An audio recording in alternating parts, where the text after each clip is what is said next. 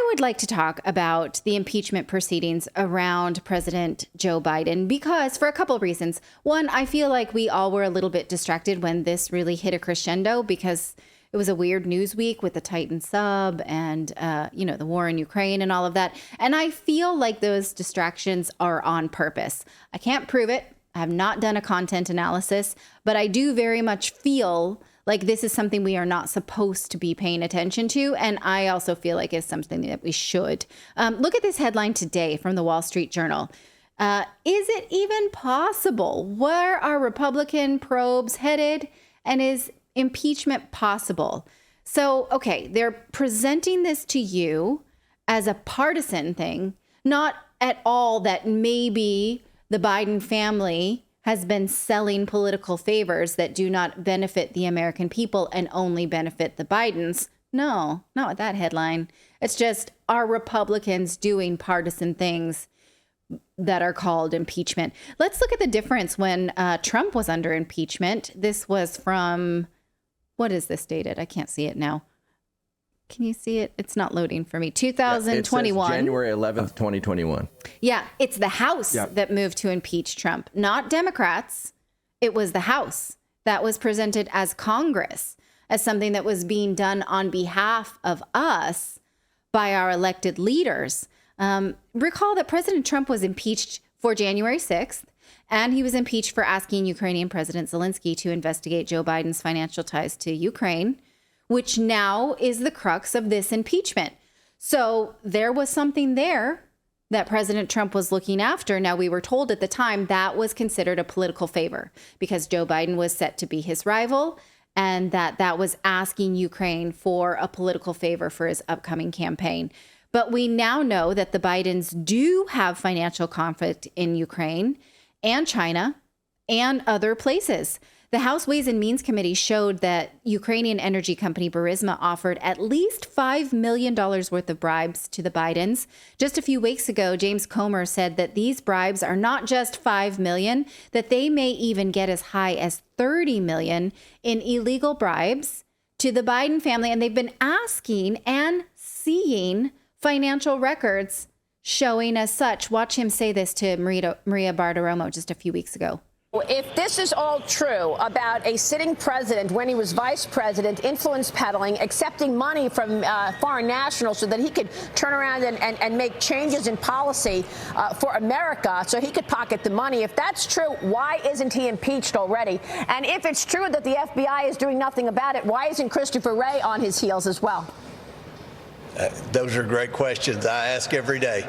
Look, Christopher Wray has no control over the FBI. One thing that I've learned from dealing with Grassley's whistleblowers is that this is an organization in disarray. No one has confidence in leadership at the top. You have bureaucrats, deep state bureaucrats, who are running the show. They're partisan. They want to get Donald Trump. They don't care what Joe Biden does because Joe Biden can be controlled. So we have issues with the FBI, but my investigation is about following the money. We're going to continue to follow the money. And Maria, I can assure you there's more money that we're going to be able to identify that was transferred between foreign nationals in other countries and the Biden family. This is going to be hard for Joe Biden to explain, and it's not going to go away. This is going to be an issue, and I think eventually the mainstream media will turn on Joe Biden and start asking the real questions. What did your family do to receive all this money? What number are you up to now? How much have you identified of the money he's taken in from foreign nationals? We have more bank records coming in, but we're going to exceed 10 million this week, right. And I think we'll get up between 20 and 30 million dollars. Okay. All right. Where do they get those bank records? From the FBI. They asked them for it. The FBI has had it all along. They've been able to, they continue these investigations despite the fact that Hunter Biden just got kind of a sweetheart deal around a tax indictment. So here's a question that nobody seems to be willing to ask. You know, that first impeachment we went through recently around President Trump and his asking about an investigation in Ukraine. And now we have an investigation. Specifically an investigation of Joe Biden in Ukraine. Now we have that. We are shown that there was something there. Will we circle back to that first impeachment on Donald Trump? Or do we still say that that was a political favor?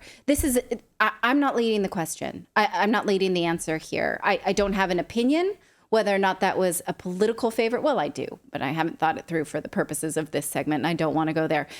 But those two things are related, right? So it's interesting because the media, which loves Trump impeachments, doesn't want anything to do with this, even though they are related. They are pretending that it is not happening.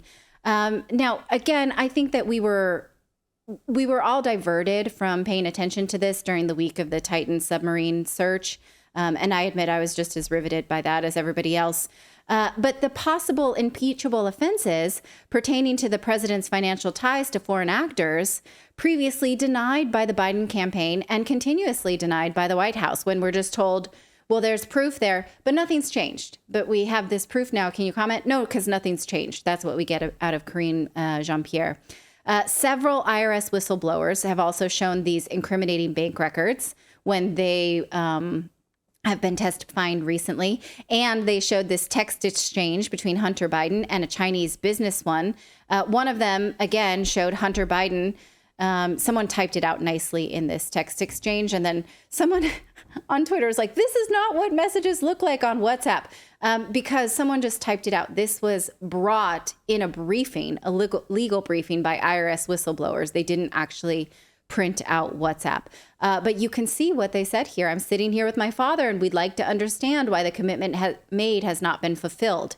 Tell the director that I'd like to resolve this now before it gets out of hand, and now means tonight. And Z, if I get a call or a text from anyone involved in this other than you, Zhang, or the chairman, I will make certain that between the man sitting next to me and every person he knows, and my ability to forever hold a grudge, that you will regret not following my direction. I am sitting here waiting for the call with my father. Now, since the president's lawyers have said he actually wasn't sitting there with his sons, okay. I guess we probably can prove that with a timestamp on the message and where the president was at the time. Maybe we can prove that. Maybe we can't. That means that they're saying his son was lying and was using the idea of his father the way Draco Malfoy does at Hogwarts. Harry Potter joke, if you like that one. So the president and his family have retained a lawyer now to go through all of this, which means there is something to go through. Again, recall during the Trump impeachments, we were told that Trump could not testify because he speaks in so many loops. He was so likely to incriminate himself. He refuses to sort of study up on legalese. They were just like, no, that's too dangerous. Well, could Biden testify, or would this certainly not be possible? I mean, he cannot get through. I think we can all agree he barely knows that he's on planet Earth. So he's not going to be able to sit for a for any kind of deposition or testify at all.